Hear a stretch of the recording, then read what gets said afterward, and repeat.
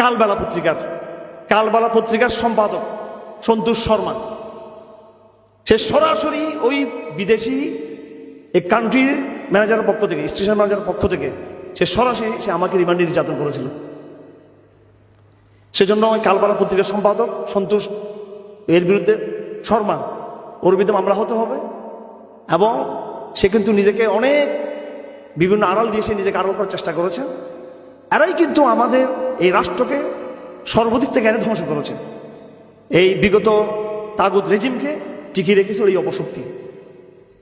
সে আমাকে পরিচয় দিচ্ছিল সন্তোষ শর্মা যে তারা একটি মানবাধিকার সংস্থার পক্ষ থেকে এসছে 2021 সালে মোদি বিরোধী আন্দোলনে যারা আমরা গ্রেফতার হয়েছিলাম, হেফাজতের লোকদেরকে মানবিক সাপোর্ট দেওয়ার জন্য। এখন গোয়েন্দা সংস্থার পেটের ভিতরে থেকে হেফাজতকে সে সাহায্য করবে, আমার বুঝে আসতেছে না এটা। আমি ধরলাম যে হয়তো কোনো কূটনৈতিক কিছু হয়তো আমাদের সংগঠনের পক্ষ থেকে কোনো তৎপরতা চালানো হয়েছে, হয়তো জাতিসংঘের মাধ্যমে হলে হতেও পারে। তার এত ভদ্র আচরণ থেকে আমার এটা প্রথম মনে হলো। এবং সে পরিচয় দিল যে এই ভদ্রলোক যিনি আছেন তিনি শ্রীলঙ্কা থেকে আসছেন। তো এটা আমার সন্দেহের উদ্রেক হলো যে মানবাধিকার সংস্থার লোক বাংলাদেশে অ্যাভেলেবেল আছে জাতিসংঘের, তো শ্রীলঙ্কা থেকে উনি আসবেন কি জন্য? ইন্ডিয়া থেকে আসা তো স্বাভাবিক, ইন্ডিয়া তো আরও কাছে এবং তাদের কমিউনিকেশনটা আরও স্মুথ এবং ইজি। তো বলতেছে শ্রীলঙ্কা থেকে আসছে ভদ্রলোক, উনি কথা বলবেন আপনার সাথে। তারপর উনি কিছু রেফারেন্স দিলেন আমাদের কিছু লিডারদের, এবং তিনি বুঝাতে চাচ্ছেন যে তাদের সাথে তার এই কথা হয়েছে, এরকম বুঝাচ্ছিলেন।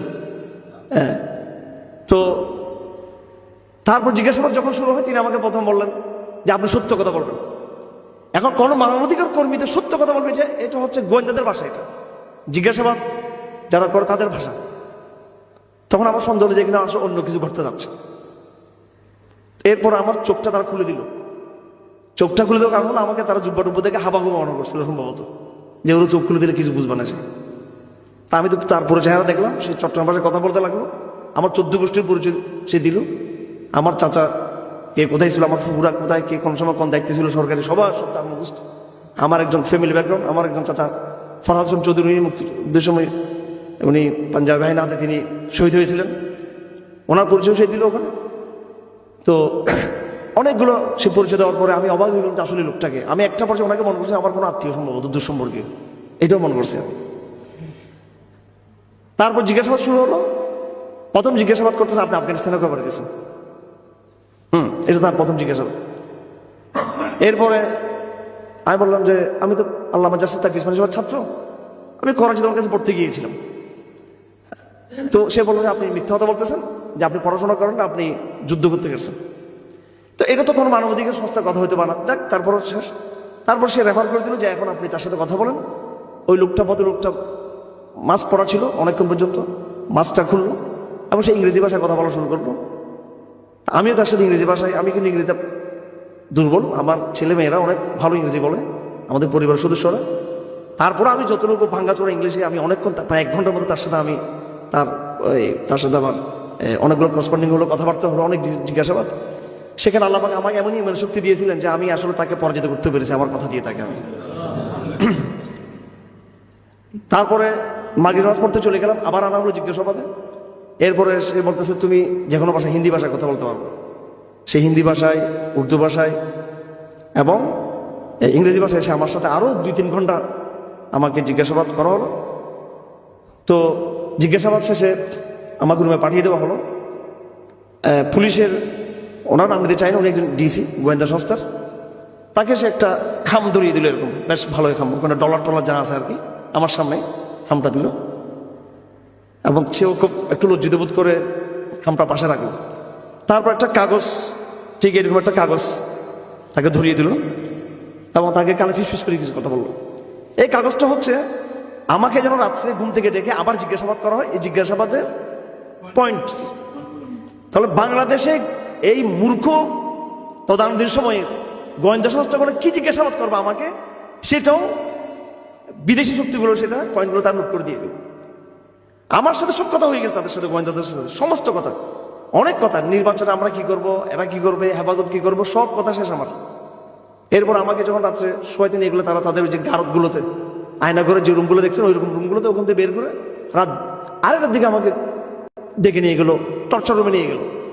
নিয়ে তখন ওই কাগজটা তারা বের করছে, যে হুবু কাগজটা আমি দেখছি বিদেশি গোয়েন্দার সামনে তারা এটাকে তারা পেশ করেছিল। এবং তারা সমস্ত প্রশ্ন 20 বছর আগের, 25 বছর আগের, 30 বছর আগের, আরো অনেক আগে বিভিন্ন প্রশ্ন, পুরাতন পুরাতন বিভিন্ন প্রশ্ন তারা করতে লাগলো। কোনো প্রাসঙ্গিক, কোনো গুরুত্বপূর্ণ বিষয়, কোনো এমন কোনো বিষয় যেগুলো একেবারে সমকালীন রাজনৈতিক কোনো বিষয় বাদ দিয়ে নানান রকমের তারা বিশেষ করে আঞ্চলিক বিভিন্ন বিষয়গুলো নিয়ে তারা জিজ্ঞাসাবাদ করতে লাগলো। তখন আমি স্পষ্ট হতে পারলাম যে আসলে একটা বড় একটা গোয়েন্দা ফাঁদ আমি পড়েছি। আবার আমাকে যে খাবার দেওয়া হয় এই খাবার খেয়ে আমি অসুস্থ হয়ে গেছে। আল্লাহ বিচার করে রহম করুন। পরের দিন যখন আমার রিমান্ড চাওয়া হয়, আবার তিনি আবার রিমান্ড ক্যান্সেল করেছেন আমার, নাহলে কিন্তু তারা আমাকে আবার স্লো পয়জন করতো তারা আমাকে। ওই খানা খেয়েই কিন্তু আমি অনেকদিন অসুস্থ ছিলাম কারাগারে। তো আসলে বাংলাদেশটা যে কোন জায়গায় গিয়েছিল এটা যারা ভুক্তভোগী না তারা ছাড়া আর কেউ এটা বুঝবে না। এটা হচ্ছে আমার একটা রিমান্ডের ঘটনা। তো এখানে এমনভাবে তারা জিজ্ঞাসাবাদগুলো হচ্ছিল, বিভিন্ন জিজ্ঞাসাবাদের কথাবার্তাগুলো, এগুলোর পিছনে পুরোপুরি আপনার বিদেশিদের যে হাত ছিল এটা একদম পরিষ্কার ছিল বিষয়টা। তো এখানে তাগুদের কথা আসছে, আমি আমার কিছু সামান্য কারগুজারি শুনাইলাম।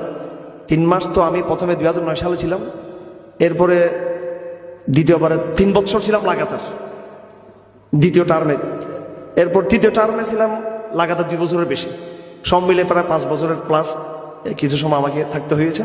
এমন কোনো গোয়েন্দা সংস্থা নেই যে সমস্ত গোয়েন্দা সংস্থাগুলোর আমাকে মুখোমুখি হয়তো হয় নাই, এমন একটা গোয়েন্দা সংস্থাও বাংলাদেশে বাকি নেই যারা এই অতীত তাগুতের খুদাই এবং প্রভুত্ব প্রতিষ্ঠা করার জন্য যারা কাজ করে যায় না।